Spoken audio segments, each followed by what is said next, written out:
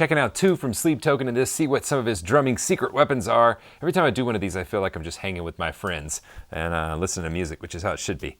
All right, so we're gonna listen, and then we'll talk about it. Let's see what's going on here.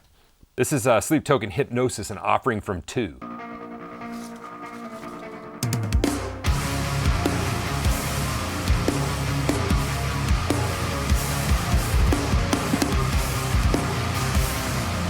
Cymbals.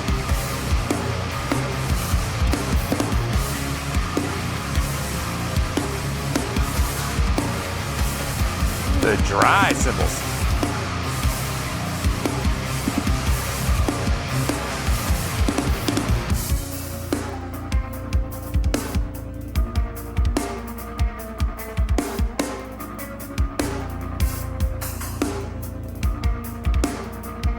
Look at all those moon gels.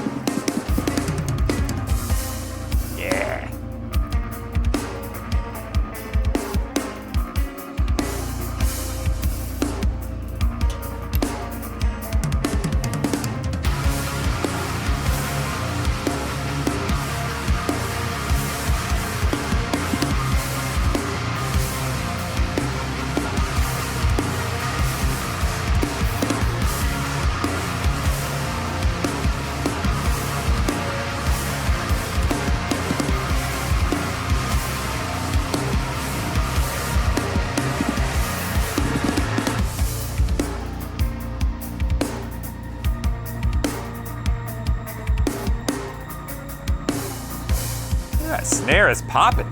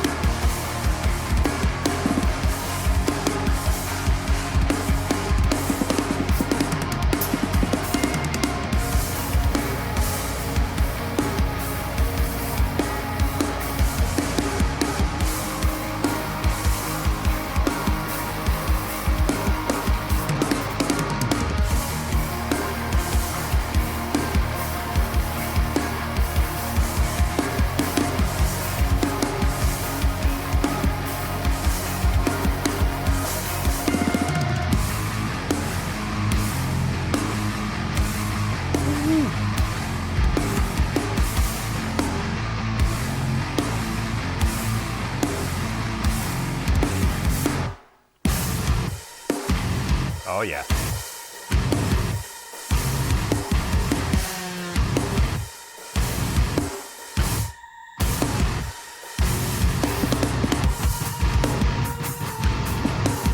The number of gels on those tongs is so excessive. I love it.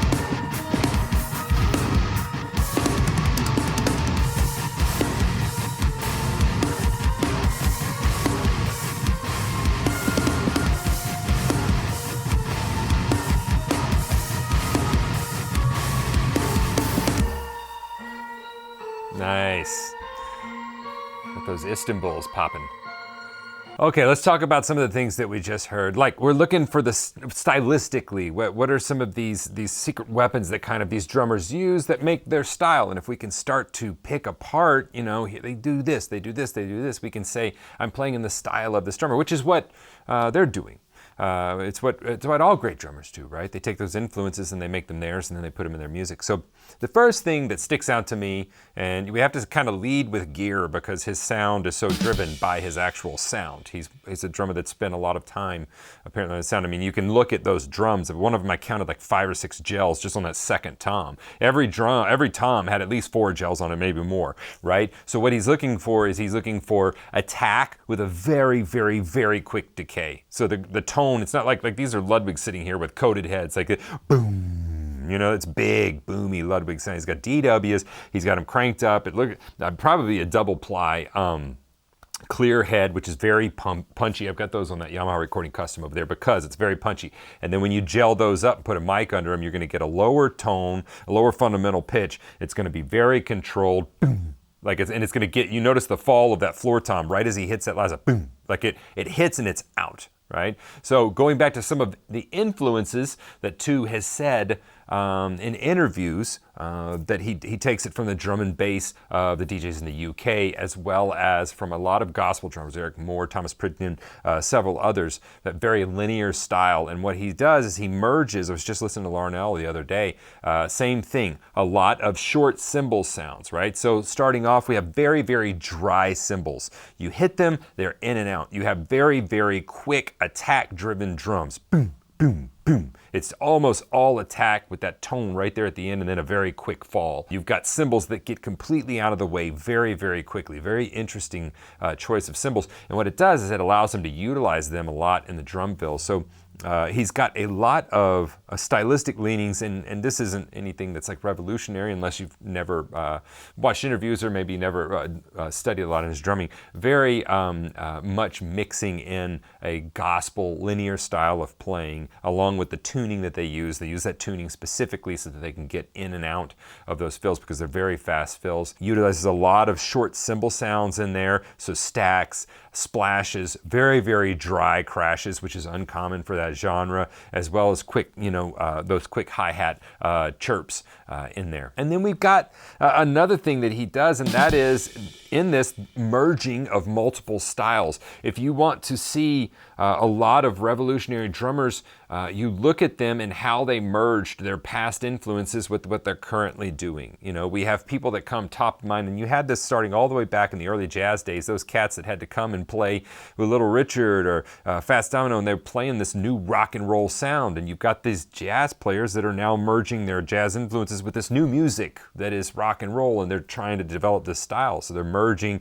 the new with the old. Then you've got, obviously like Stuart Copeland and Topper Headon, drummer for The Clash and the drummer for The Police, very popularly well known. They take a reggae specifically, but also Topper Headon, a lot of world rhythms is playing with The Clash, and they merge those in there. And so anytime you have a drummer that is merging a different style with another style, you have a new thing that happens, and that's what Tu is doing. I very much appreciate him being very specific with how he's approaching the tuning of his snare, of his drums, of his cymbals, not because it's tuning, but to support the style of playing that he's doing inside of the style of this new metal genre. Anytime you have a drummer doing this, they're gonna stick out. All right, let's listen to some more before we talk about anything else, because I like listening. We've got Sleep Token, Dallas, Texas 2023, The Summoning, live full drum playthrough.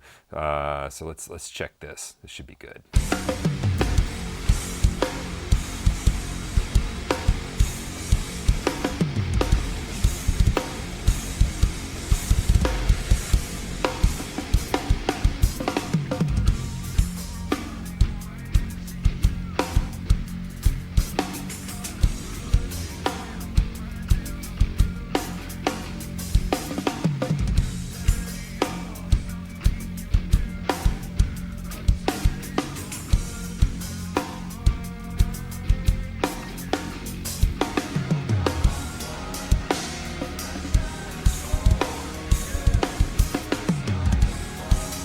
Some of these cymbals don't sound as dry as that previous song. can't see what they are exactly.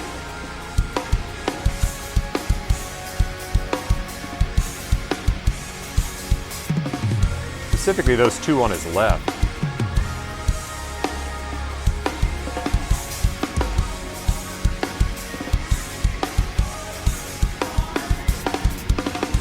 Yeah.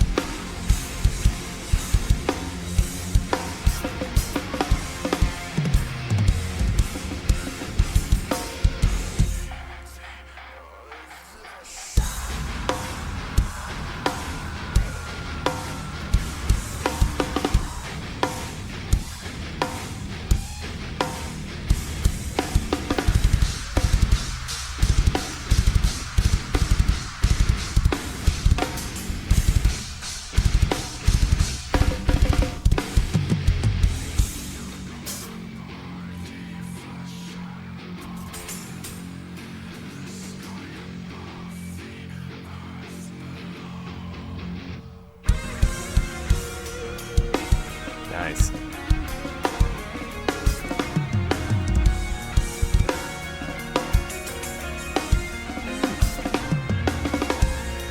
Tons of cymbal use.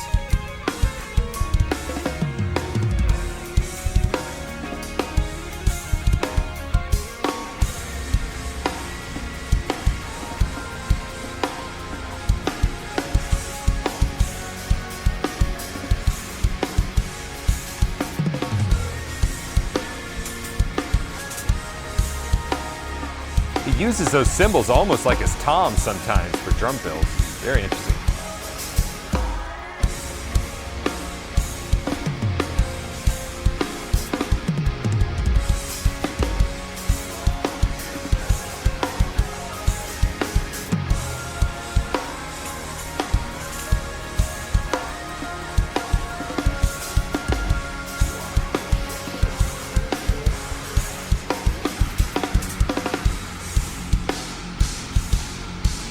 That's China.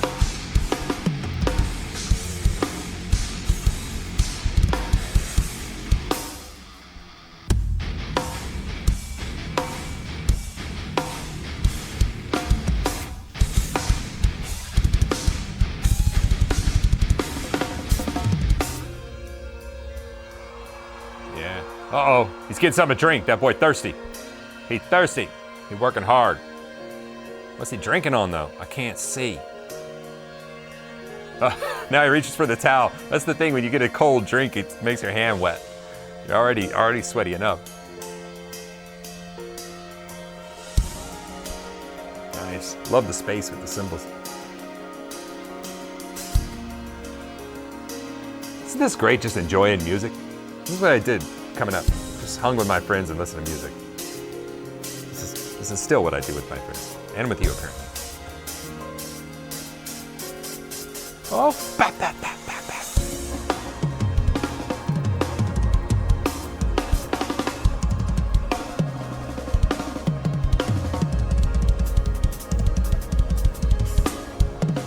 Watch out behind you, two.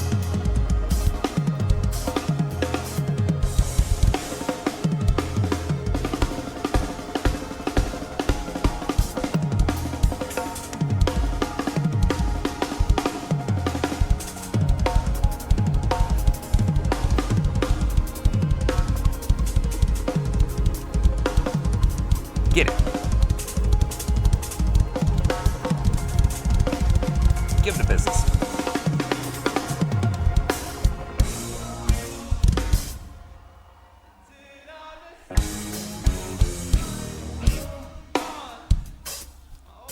We'll talk about that solo in a second. Red Bull and Coke. He's sipping on that Coke.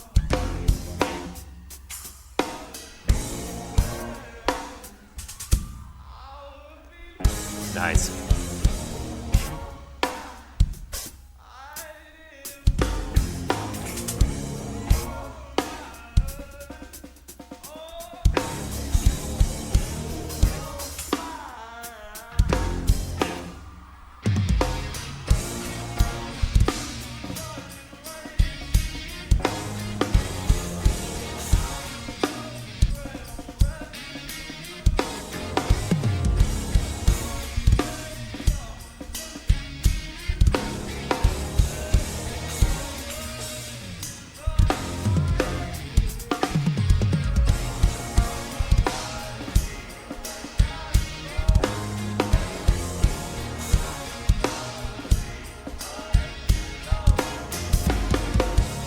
blip, blip, blip.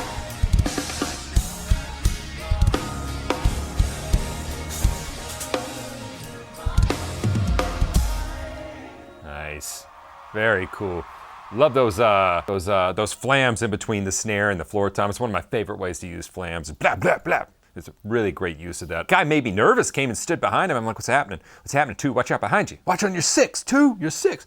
Okay, so again, continuing the same stuff that we talked about before.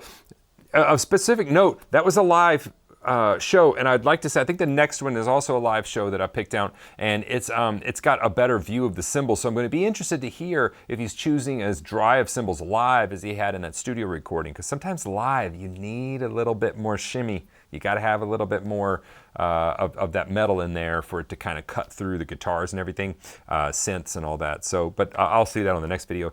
Specifically, 2 things. He utilizes his cymbals very much like toms in his drum fills, which is very, very interesting to me, because he has such short staccato sounds. He can do that, you know, like with this crash cymbal or this cymbal up there. Those are just gonna be all over the place. But when you've got very articulate cymbals that speak very quickly, like stackers and splashes, chinas, all these are short sounds. You know, we deal with short, long sounds, you know, and then a hi-hat, which is a short, could be a long sound depending on how you're doing it. He also sits up high. I like seeing that, you know, gets above those drums. Okay, so the solo.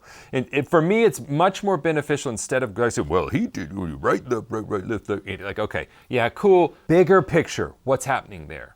And you can go look up interviews with him. He's been very gracious, because some drummers don't want to talk about what they're doing. He has. But bigger picture, what is it doing? Instead of the specific, he played a right, left, you know, right, left, kick, or whatever that is, right? Instead of what's happening there, something I call linear chunking. And actually I've got a level 2 camp this next week and a level 3 camp. I run an online drum school, have for 14 years this October.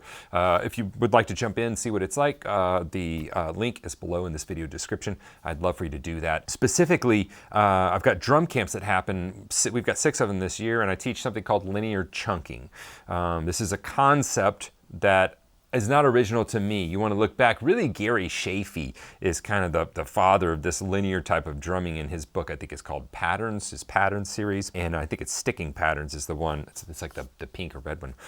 They were different colors, and it's like, are you in the blue one or the green one? And there's been several people that teach this stuff and they don't credit him. It's almost like they're just taking that stuff. But he was the first one to kind of look at this in these phrases, and so if we look at Tu's playing, we can break that down into specific phrases, and those phrases can be a certain number long. So for instance, we got a 4-note sticking, and that could be something like right, left, kick, or right, left, right, kick. That's a 4-note sticking, and in my brain I'm thinking 4. Or maybe we take a paradiddle, right, right, and put a kick on the end of it. A really cool way to make things that you already know how to play way more hip and into something new is add a kick, 1 or 2 kicks to the beginning or the end of it. So I can play right, left, really good, cool. Put a kick on the end of it, right, left, kick. You'll see Annika play that. You'll see there's several other players. I saw one guy the other day, they was selling a whole chorus that was just on right, left, kick, right? It's really slick pattern. Right, left, right, kick is one that I use for a 5-note pattern. And the cool thing here is you can take these phrases. Let's say we have a right, left, kick, which is a 5-note pattern. You're like, that's kind of a strange pattern. It is to use it by itself. But if we take a right, left kick, which is a variation of like a Bonham triplet, except he's going to start it on his left probably.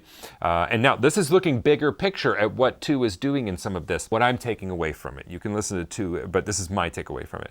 So we're taking those chunks, and what happens is we can use those in different phrases and different voicings, but if we have a 5-note chunk and a 3-note chunk, let's say right, left, right, kick, I'm not saying that's one that he used, this is an example, and then right, left, kick. Well, that makes 8 notes, and that lays evenly over a bar of 16th notes. Now, the cool thing about that is we have 5 and 3. That makes 2 beats, 5 and 3. That makes 2 beats of 16th notes.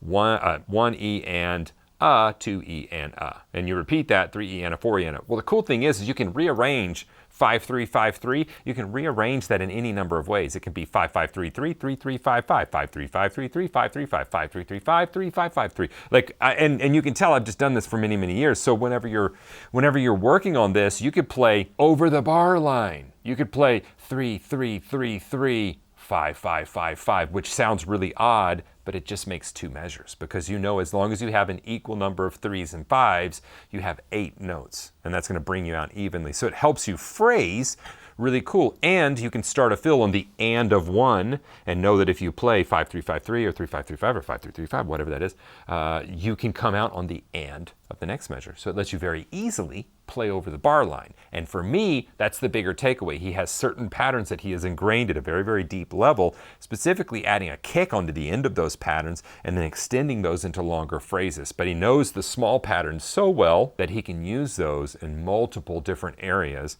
to great extent within the songwriting to come up with what seem like, very original fills every time, and they are. I'm not taking anything away from his drumming.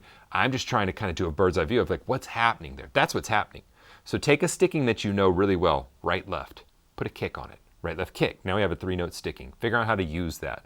Take another sticking, right, left, right, add a kick on it. Now you have a 4-note sticking, right, left, right, right, kick. Now you have a 5-note sticking. I don't know why I'm holding my wrist here.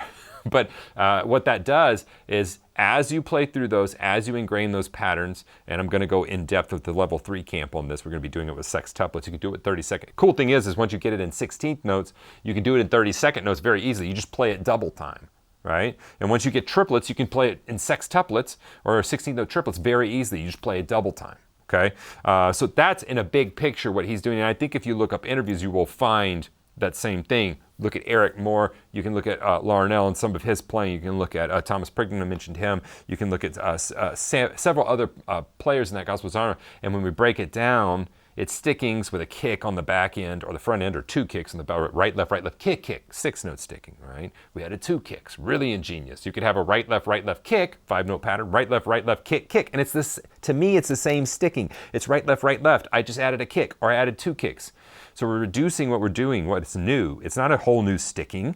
It's the same sticking. I just added a kick on the end. I just added 2 kicks. And for me, I call that linear chunking. I have courses on that in my members area. I teach that in level 2 and the level 3 in-person camps to a great extent. I know we're looking at 2s playing with Sleep Token. I always want to leave you with something free. So below there, I've got my free program, 30 Days to Better Doubles, as well. There is another free program that you can snag, and that is a Building a Drum Fill Vocabulary, which actually talks about some of the concepts I was just talking about with 2s drumming and utilizing those. How do we take those bits and pieces and build a vocabulary out of it and not just be able to use it in one way, but be able to use it like 2 uses it in a variety of ways. Okay, now we're going to check out Chokehold by Sleep Token live from Budapest. I knew it. Look at this cymbal. I knew he added some ring over there on that left side. He's still pretty tightened up on that right side with the sound, but watch this.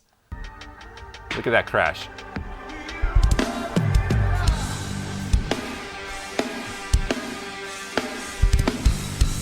This is such a great phrase.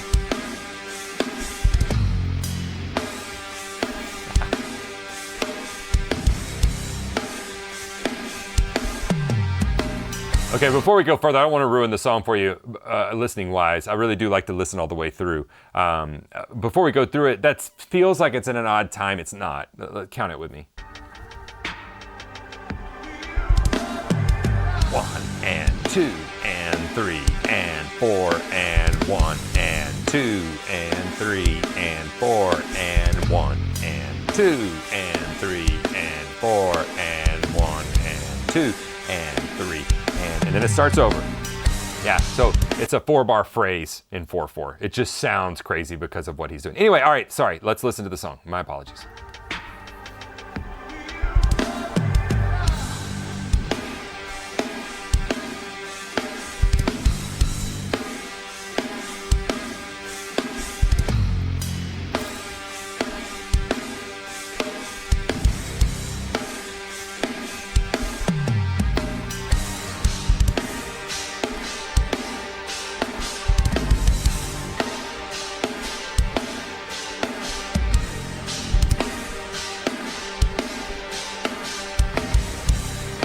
I like that longer crash over there.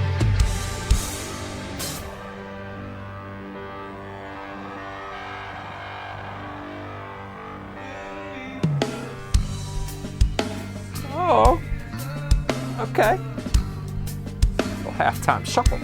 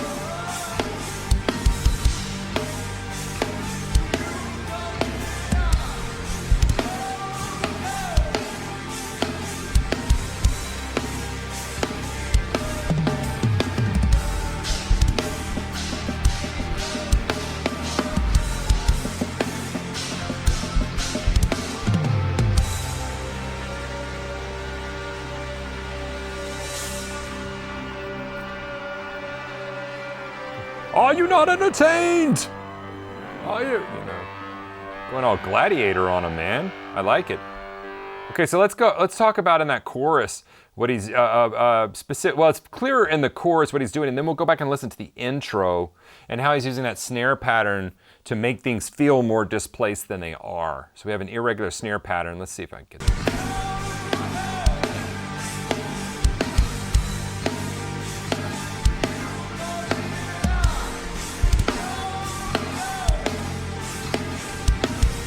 So we have a 1 and 2 E and a 3 E and a 4 E and a, and sometimes he hits the 1 there too. Now what that does is how he treats the front end of that measure kind of helps to displace it to the ear, especially at the intro, and make it sound odd. And that's a very, very cool concept. What he does throughout their music is very specific where he puts those snare accents, sometimes with a vocal line, sometimes with what's the synth they're doing. And so particularly with this is 1 and 2 E and a 3 E and a 4 E and a. And then we have this 1, because it's so slow, the 1 and feels real big. So we can ba ba go ba doom ga doom ba doom ba ga boom ba doom ga doom ba doom ba. So you can do a lot on beat 1 that disguises it and makes it feel odd. And that's what he does at the intro if you go back and listen to that.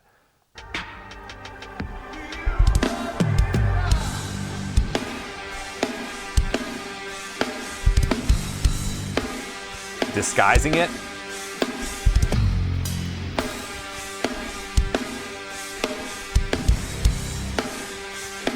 Right? So the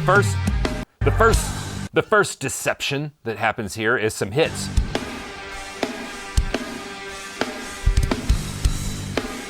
Then we got toms.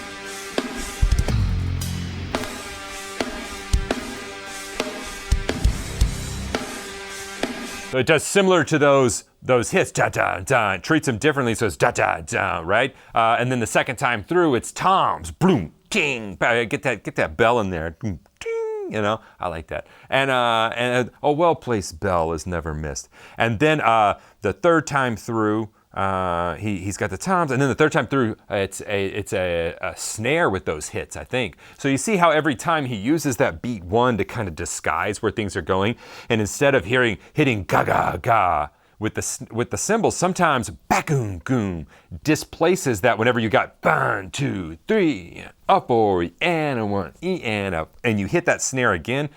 Your brain gets all confused with where the snare hits are, and it doesn't know where the backbeat is. Anyway, very, very cool tool that he uses to disguise where the 1 is and make something that's normal feel not so normal. As well, on the left-hand side there, you see that in that metal he's got going on there, I thought I heard a little bit more of a ring there.